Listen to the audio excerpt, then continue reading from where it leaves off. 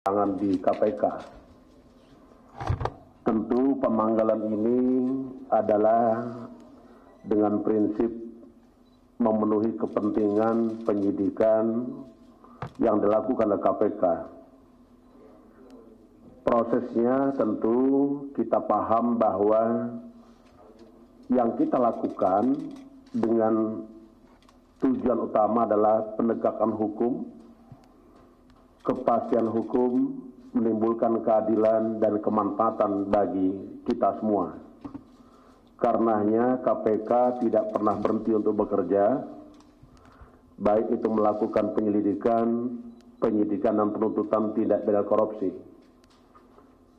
Dan tentu kita juga menganut azas bahwa KPK memegang teguh azas-azas tugas pokok KPK, antara lain kepentingan umum, keadilan, transparan, proporsionalitas, akuntabel, dan juga adalah menegak hormati hak asasi manusia.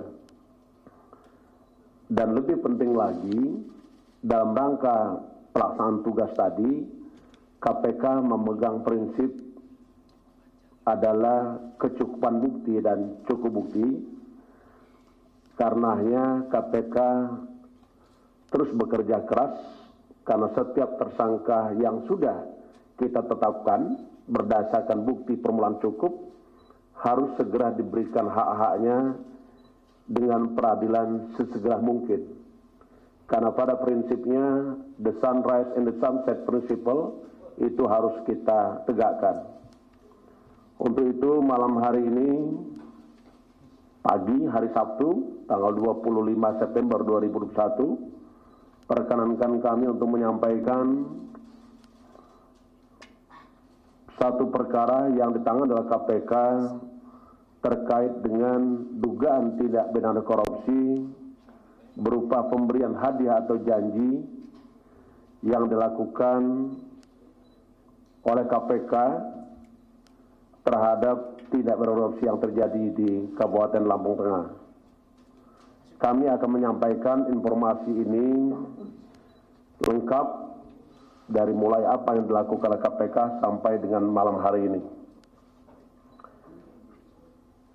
KPK telah melakukan suatu rangkaian kegiatan pengumpulan keterangan saksi maupun keterangan para pihak tentang dugaan telah terjadinya suatu tindak pidana pemberian hadiah atau janji terkait dengan penanganan perkara tindak pidana korupsi yang ditangani oleh KPK di Kabupaten Lampung Tengah.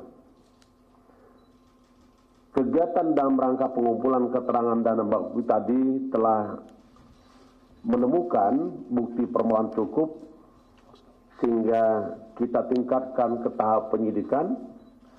Dan pagi hari ini kami sampaikan kepada segenap anak bangsa bahwa KPK telah kita ada rekan-rekan melihat dan mengikuti apa yang terjadi siang tadi sampai pagi hari ini.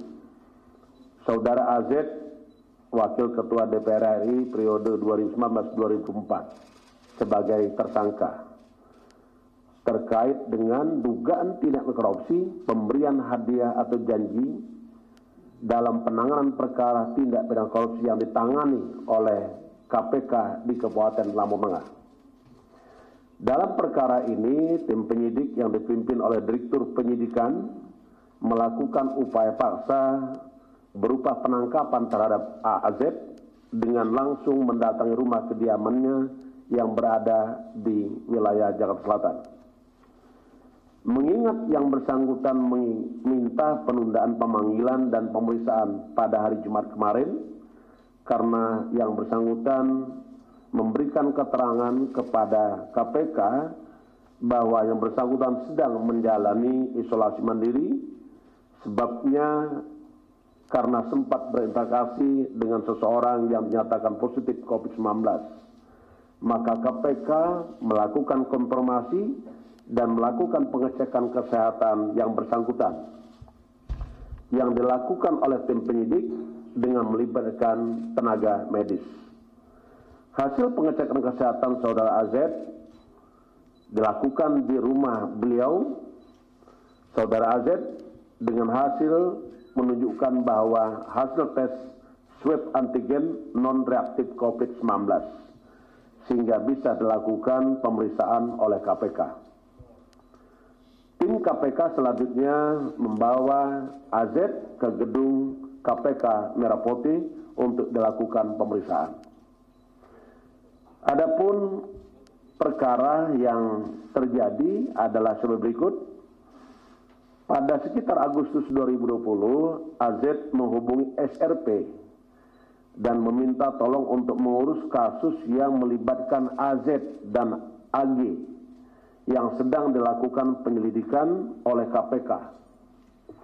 Selanjutnya SLV menghubungi MH untuk ikut mengawal dan mengurus perkara tersebut. Setelah itu MH menyampaikan AZ dan AG untuk masing-masing menyiapkan sejumlah uang 2 miliar rupiah. Halaman 2 mana?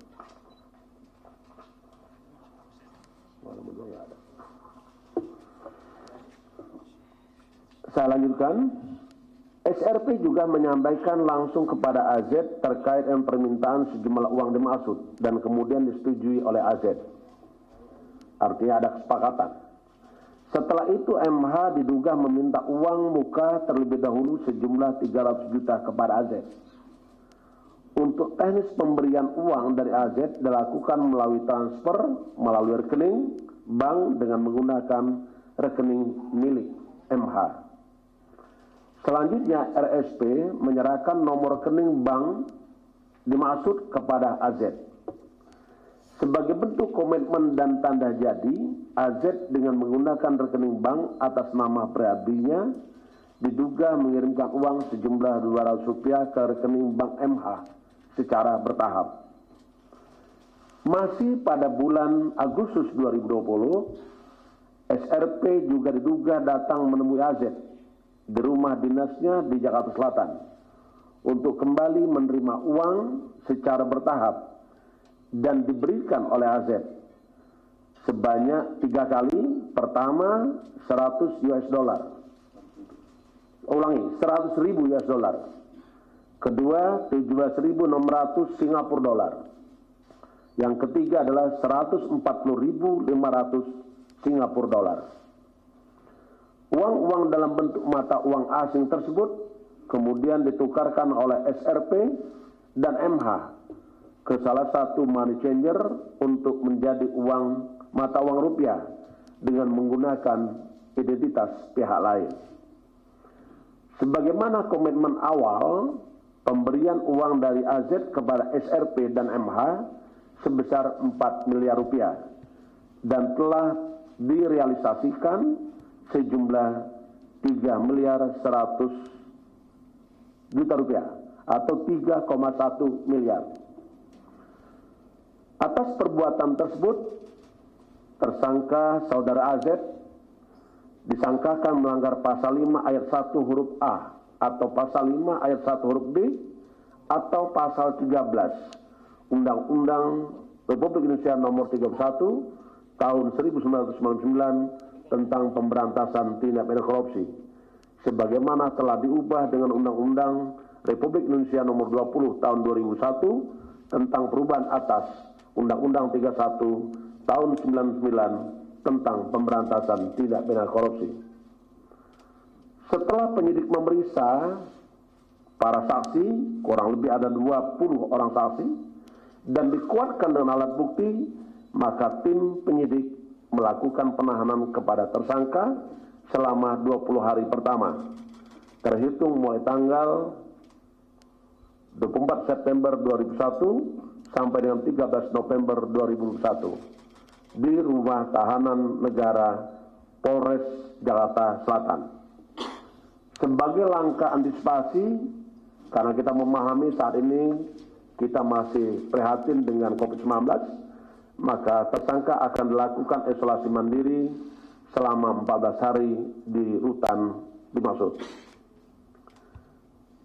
Kami, tentu kita semua, segenap anak bangsa, sangat menyayangkan perbuatan para pelaku korupsi, termasuk yang dilakukan oleh AZ.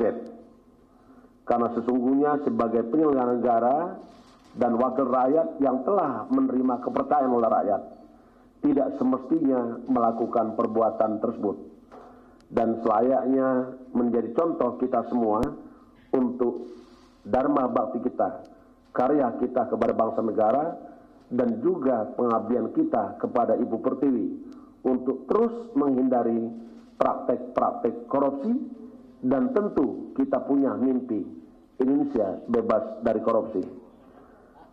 KPK dari awal selalu kami sampaikan bahwa KPK tetap berkomitmen melakukan pemberantasan korupsi terhadap siapapun juga, karena prinsip KPK tidak pernah pandang bulu terhadap para pelaku korupsi. Saya kira itu yang kami ingin sampaikan.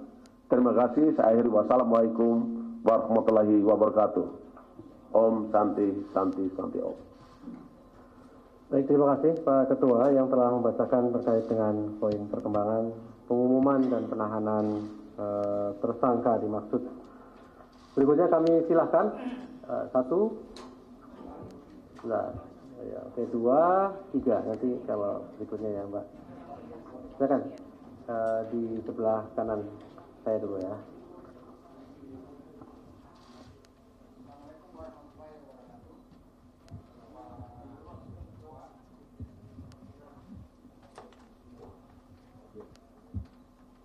Izin Pak Ketua, Pak Deputi, Pak Ali, saya Sabir dari Koran Sindo. Ada beberapa hal yang ditanyakan terkait dengan kasus Pak Aziz Samsudin begitu ya. Tadi disebutkan ada nama atau inisial AG atau Aliza, salah satu pengusaha juga yang kader dari partai yang sama dengan Pak AZ. Itu kan memberikan suap yang sama, nilainya komitmennya 4 miliar, tapi realisasinya belum sampai begitu ya. Nah, bagaimana dengan status dari Aliza ini? Apakah sudah sama dengan Pak Aziz atau tidak gitu? Yang kedua, karena ini pemeriksaannya sudah 20 saksi, ini sprindiknya tertanggal berapa Pak? Apakah sebelumnya, misalnya Agustus, atau tanggal persisnya tanggal berapa? Itu pertanyaan kedua. Yang ketiga, ini kan langsung ditangkap, diamankan dari rumah yang bersangkutan gitu ya. Nah, dari KUHAP kan disebutkan beberapa alasan seseorang itu dilakukan upaya paksa begitu ya. Misalnya akan mengulangi perbuatan, menghilangkan barang bukti, atau ingin kabur gitu ya. Nah, dari yang dijelaskan KUHAP, Pak Aziz ini masuk kualifikasi yang mana? Sehingga yang bersangkutan harus kemudian dilakukan penjemputan paksa di rumahnya, dilakukan penahanan secara cepat begitu. Ini masuk kualifikasi yang mana? Apakah yang bersangkutan melakukan modus atau indikasi yang sama dengan terpidana Setia Novanto? Misalnya pura-pura sakitkah, kemudian ada ketakutan untuk kabur dan sebagainya.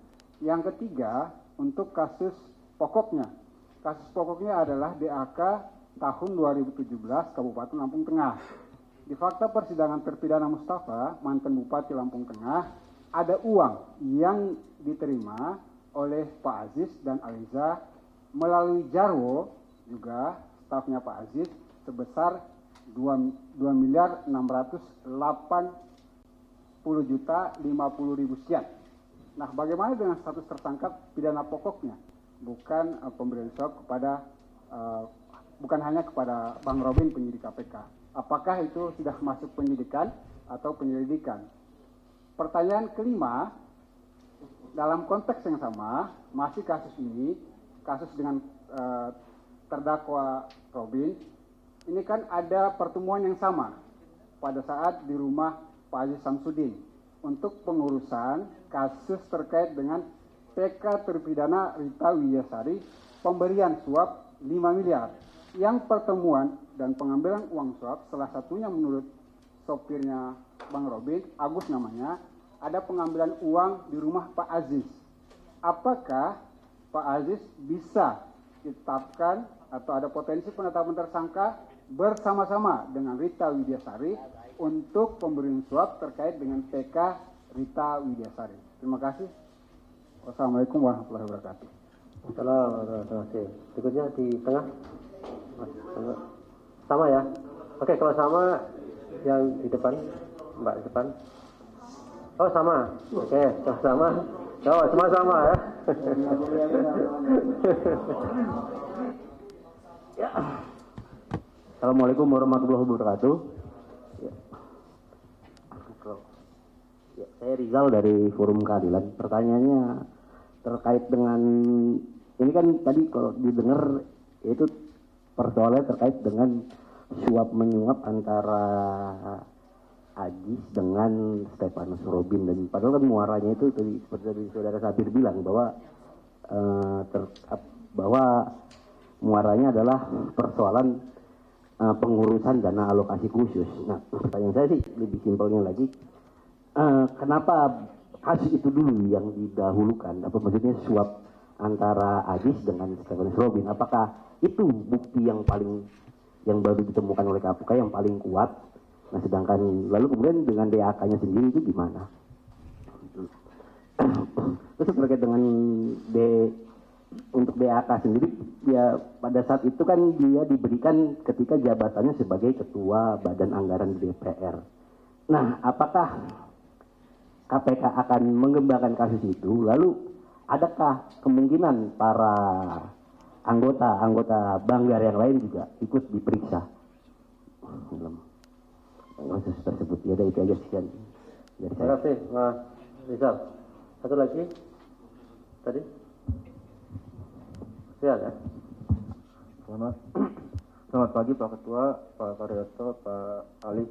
Saya ingin menambahkan pertanyaan tadi dari Bang Sabir tadi. Soal ini kan terkait Dak Lampung Tengah. Untuk kasus ini kan dia tersangka sebagai pemberi suap ya. Iya, pemberi suap. Ini kan mulai di kasus Dak Lampung Tengah, sementara di sidang dan beberapa peristiwa yang sedang berkembang itu Pak Ajis diduga menerima fee 8%. Kenapa KPK tidak menerapkan Pak Ajis sebagai penerima suap? Itu kan ancaman pidana penjara yang lebih tinggi daripada pemberi. Terima kasih. Oke, biar sekalian ada lagi, kami beri kesempatan. Cukup ya, saya kira cukup. Ada banyak pertanyaan, ini lebih dari 7 pertanyaan saya kira.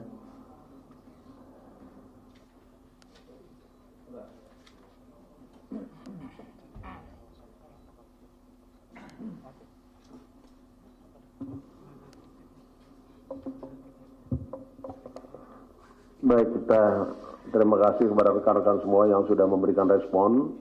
Ada 3 orang, ini membuktikan bahwa rekan-rekan betul-betul memberikan perhatian atas kecintaan dan kepedulian kepada KPK. Untuk itu KPK menyampaikan terima kasih kepada rekan-rekan media, termasuk juga seluruh anak bangsa dimanapun berada. Saya akan coba untuk merespon perlahan satu persatu, dari mulai Pak Sabir ya. Tadi ditanyakan tentang ada beberapa orang yang tadi disebutkan, identitasnya ada yang Agi, ya, yang lain-lain. Saya ingin sampaikan bagaimana status Agi, itu pertanyaannya. Untuk kita mengatakan seseorang itu status apakah saksi atau tersangka, itu harus berawal dari tentu keterangan saksi dan bukti-bukti. Karena pada prinsipnya, kalau orang saksi itu sebagaimana kita baca di dalam KUHP, saksi itu adalah orang yang mengetahui, mengalami sendiri ataupun melihat sendiri. Karena terkait dengan keterangan saksi. Keterangan saksi adalah keterangan yang disampaikan oleh seseorang berdasarkan apa yang dia sendiri, apa yang dialami sendiri, apa yang didengar sendiri. Itu saksi. Sementara tersangka, tentu kita juga tidak bisa lepas dari konsep pengertian tersangka. Tersangka adalah seseorang yang karena perbuatannya atau keadaannya berdasarkan bukti permulaan cukup patut diduga sebagai pelaku tindak pidana. Nah, karenanya untuk kita menetapkan atau menyatakan seseorang sebagai tersangka harus lengkapi dulu dengan bukti-bukti itu. Karenanya KPK tetap melanjutkan penyelidikan dan penyidikan. Nanti kalau seandainya ditemukan keterangan-keterangan dan bukti-bukti sehingga bisa membuat terang suatu perkara dan kita menemukan tersangka lain, ya kita jadikan tersangka juga. Itu ya Pak Sabir ya. Yang kedua, mungkin apa yang ditanyakan oleh Pak Sabir itu adalah terkait dengan penahanan. Karena tadi disebutkan kan, apakah takut orang melarikan diri, apakah takut menghilangkan barang bukti, itu adalah syarat-syarat penahanan.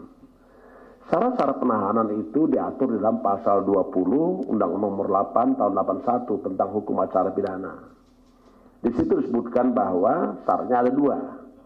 Pertama disebutkan adalah syarat subjektif bahasanya, yaitu ada kekhawatiran penyidik bahwa seseorang akan melarikan diri. Kedua, akan menghilangkan barang bukti. Yang ketiga, mengulangi perbuatan pidana. Itu syarat subjektif. Sementara syarat objektifnya adalah tindak pidana tersebut diancam dengan hukuman 5 tahun atau lebih. Jadi dalam hal ini KPK memandang bahwa syarat-syarat penahanan sudah tercukupi. Saya itu ya Pak Sabir ya. Yang berikutnya tadi ada juga pertanyaan, apakah akan ada penyidikan lain? Tentu KPK tidak pernah berhenti terkait dengan upaya-upaya penyidikan dan penyelidikan. Karena pada prinsipnya KPK harus menuntaskan setiap perkara tindak pidana korupsi karena KPK memahami apa keinginan masyarakat, apa keinginan kita semua. Karena pada prinsipnya kami sangat mendengar harapan masyarakat, yaitu KPK harus menuntaskan setiap perkara korupsi. Jadi tidak perlu dikhawatirkan ya Pak Sabir ya. Jikalau kita menemukan keterangan, bukti, tentu kita akan tindak lanjuti. Yang terakhir tadi saya harus sampaikan juga tadi terkait dengan pemberian suap dari Widyasari dan AZ kepada SRP. Tentu ini masih dalam tahap kita akan dalami terkait dengan dugaan-dugaan tadi. Karena begini Pak, KPK itu bekerja tidak bisa lepas dari ketentuan hukum. Kalau kita bicara tentang alat bukti, tentu kita harus manut pada pasal 184 KUHP. Ada 5 alat bukti yang sah. Dan juga kita harus memahami betul kecukupan bukti. Apa yang dimaksud dengan cukup bukti atau bukti yang cukup, itu tidak lepas dari apa yang diamanatkan oleh Undang-Undang Nomor 8 Tahun 81 tentang Hukum Acara Pidana, yaitu ada di pasal 183. Di situ disebutkan, hakim tidak dapat memutus suatu perkara, ya, kecuali dengan keyakinannya, dengan sekurang-kurangnya 2 alat bukti. Jadi KPK harus bekerja dasarnya di situ. Yang berikutnya, di sini ada pertanyaan tadi oleh yang pertanyaan kedua, kenapa kok ini didahulukan? Sebenarnya tidak ada yang didahulukan, tidak ada yang dibelakangkan. Semua tetap menjadi perhatian, komitmen, dan konsistennya KPK. Yang hari ini, inilah yang telah memenuhi syarat-syarat tentang tersangka. Saya kira nanti kalau ada lagi seseorang atau orang lain yang memenuhi syarat sebagai tersangka, sebagai mengatakan tersebutkan tadi, tersangka adalah seseorang karena perbuatan dan keadaannya tadi. Saya kira itu ya, berdasarkan bukti pemulaan cukup, patut diduga sebagai pelaku tindak pidana. Itu tidak lepas dari itu. Yang berikutnya, ada juga yang bertanya, walaupun di konteks lain, tetapi mungkin kawan-kawan melihat ada hubungan terkait dengan apakah kemungkinan KPK akan melakukan penyidikan terhadap panitia badan anggaran yang lain. Tadi ada yang bertanya begitu ya? Betul nggak pertanyaannya? Ya. Saya tidak pernah membatasi siapa saja. Hal yang paling penting itu kembali lagi kepada Apa arti penyidikan? Penyidikan adalah serangkaian tindakan penyidik berdasarkan undang-undang dalam rangka mengumpulkan, mencari keterangan dan bukti-bukti. Dan dengan bukti-bukti itu membuat terangnya perkara, suatu peristiwa pidana, dan kita temukan tersangka. Setelah kita lakukan itu bisa saja terjadi nanti. Ya, jadi saya kira itu Mas ya. Ya. Cukup ya? Oke. Terima kasih.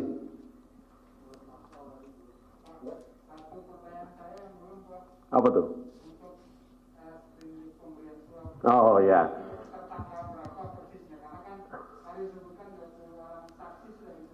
Ya. Ya.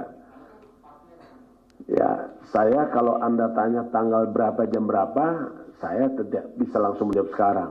Itu harus buka berkas dulu. Tapi yang pasti tidak ada pekerjaan KPK tanpa dasar hukum. Dia melakukan penyelidikan, pasti ada surat perintah penyelidikan. Seketika KPK menaikkan suatu perkara menjadi penyidikan, pasti ada dasar hukum. Karena penyelidikan dan penyidikan memang berbeda konsepnya. Penyelidikan adalah serangkaian tindakan dilakukan oleh penyelidik, menemukan suatu peristiwa dan menentukan dapat atau tidaknya dilakukan penyidikan. Setelah bisa dilakukan penyidikan, kita pasti terbitkan surat perintah penyidikan. Jadi itu mungkin bisa tanya langsung dengan Pak Deputi atau penyidiknya ya. Oke.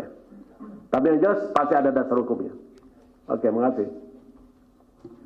Baik, terima kasih Pak Ketua. Dan saya kira cukup ya, rekan-rekan semuanya sudah terjawab semuanya. Ada lagi? Ya, ada. Oke.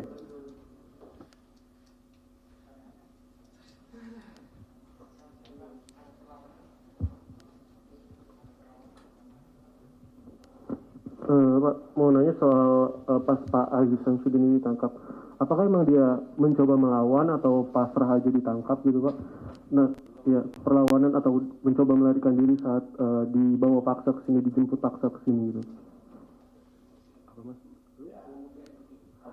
Terus yang kedua, menyambung tadi pertanyaan Mas Sabir, kalau nama Aziz Syamsuddin ini membantu 3 kasus sebelumnya. Yang pertama Syahrial, terus ada di kasus yang ini Lampung Tengah dan Rita Widiasari. Itu kan 3-tiganya Golkar tuh Pak. Nah, apakah memang Aziz Syamsuddin ini adalah bentengnya Partai Golkar di KPK yang membantu kasus-kasus Partai Golkar agar dibantu oleh dia gitu Pak? Tanya itu dulu. Ya, saya hanya respon. Terima kasih atas pertanyaannya. Tapi yang pasti ini kita belum berhenti dan belum selesai. Masih ada hal-hal yang harus kita kerjakan. Apakah nanti ada keterkaitan dengan tersangka lain atau pihak lain, nanti kita akan sampaikan lebih lengkap. Tapi yang jelas malam hari ini kita sampaikan terkait dengan dugaan tindak pidana korupsi dalam rangka pengurusan ya, tersangka dugaan tindak korupsi pemberian hadiah atau janji terkait dengan penanganan perkara tindak pidana korupsi yang ditangani oleh KPK. Jadi sudah Mas sampaikan tadi kan, ada sekian banyak tadi itu, tapi itu nanti kita akan jawab. Ya, tidak untuk malam ini jawabnya. Oke, makasih. Baik. Ya. Nah, itu begini. Kalau terkait dengan syarat subjektif itu, Anda tanya kepada penyidiknya. Jangan tanya sama ketua. Ketua kan nggak ke sana kan? Nah. Yang jelas memenuhi syarat pasal 20 Undang-Undang nomor 8 tahun 81 ya, tentang syarat-syarat penahanan. Oke? Baik, rekan-rekan semua. Ya, saya kira cukup ya. Baik, terima kasih. Ya, baik, terima kasih. Baik, terima kasih Pak Ketua, Pak Karyoto, dan rekan-rekan semuanya yang hadir pada pagi hari ini. Assalamualaikum warahmatullahi wabarakatuh.